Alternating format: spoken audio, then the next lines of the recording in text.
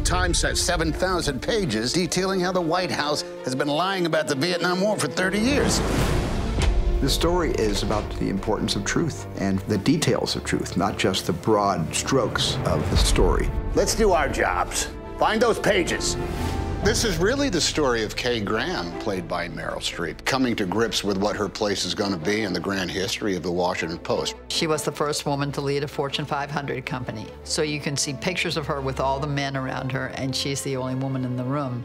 1971. She has been running it for 8 years, but my mother was fearful that she would make a mistake and destroy the company. Kay, people are concerned about having a woman in charge of the paper, that she doesn't have the resolve to make the tough choices. Thank you, Arthur, for your frankness. Women were still a little bit invisible at that point in time. And the focus of history came to rest on this particular woman's shoulders with the publication of the Pentagon Papers. Do you have the papers? Not yet. Ben Bradley was a newspaper man through and through. He loved to find the truth and put it out and let people decide for themselves.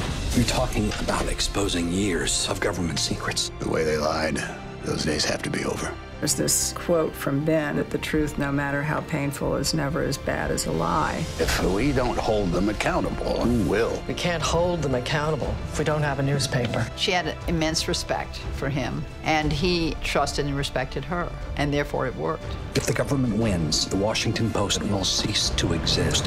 What are you going to do, Mrs. Graham? Through this huge event, you watch Katharine Graham find her voice. To risk her fortune and the company that's been her entire life, well, I think that's brave. Ben Bradley and Katharine Graham created the sense that the Washington Post could and should be the other great paper in our country. What will happen if we don't publish?